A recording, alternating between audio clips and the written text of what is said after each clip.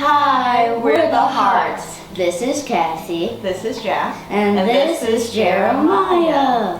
We've been with Epic since Jeremiah was a month old when he got home from the NICU. They've been really great. Anytime we need something, we just call, and our rep Taylor takes care of us. He hasn't had to do this, but he's even offered to come out to our home and deliver some supplies directly to us if we suddenly run out of formula or have some kind of issue with our pump. They're always willing to send somebody right away to help. The feeding tube has been really great for Jeremiah. He had surgery when he was born and used a lot of calories to recover from that surgery, so he just wasn't growing very well.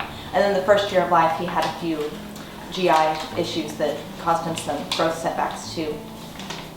But now he's close to being on the curve because of the feeding tube. He just graduated from physical therapy, which is huge because he's been doing weekly physical therapy most of his life. There are a couple of websites that are really good. Feedingtubeawareness.org it's been a lifesaver. When we got home from the NICU, I was totally used to him having a feeding tube. They were really good at training us about the feeding tube, but being at home is very different than being in the hospital. So the first night, I laid him down in his crib, and he had this tube coming out of his nose, and it was a foot long. And I thought, all the things they tell you is don't put long, skinny cords in the crib with your child. What was I going to do having this tube coming out of my child's nose, and I wasn't going to be able to watch him all night like the nurses could. And I just hadn't even thought of that in the hospital, and really didn't have anybody to ask right away.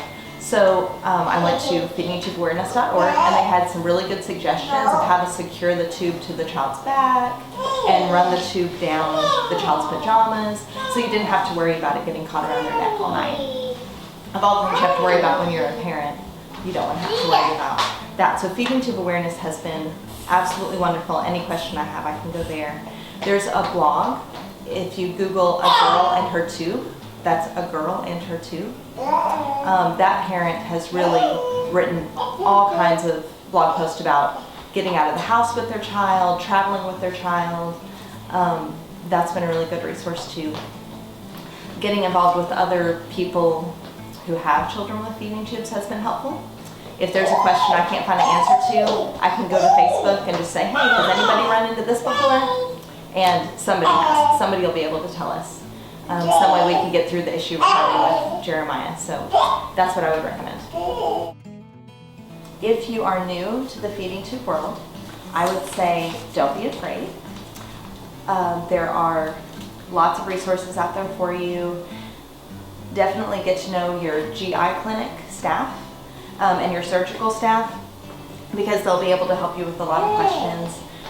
It's helpful if they know you and you know them, so you can just call them and say, hi, I'm Jeremiah's mom, and they'll say, oh, sure, and you kind of feel like you know them.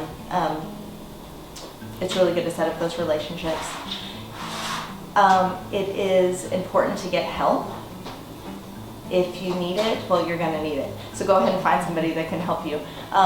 The other adult that's in your house should definitely know everything about the feeding tube and know how to take care of your child.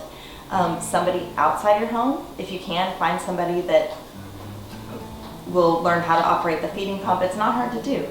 That knows how to clean the area around the tube. You can teach them those things so that if something happens to you, if you have to be in the hospital overnight, you don't have to worry, because somebody else can step in and help take care of your child.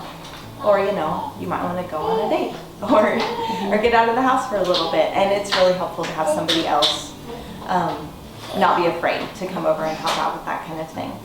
Definitely don't be afraid to travel. Jeremiah has taken 13 plane rides in his short 2 years. At least twice with an NG tube and the other times with a G button. And I know parents of twins, both of them had feeding tubes, and this mother traveled by herself by plane. So don't be afraid of those kinds of things. Just check out feedingtubeawareness.org. They have lots of travel tips, and you can do it, your kid can do it, you'll be fine.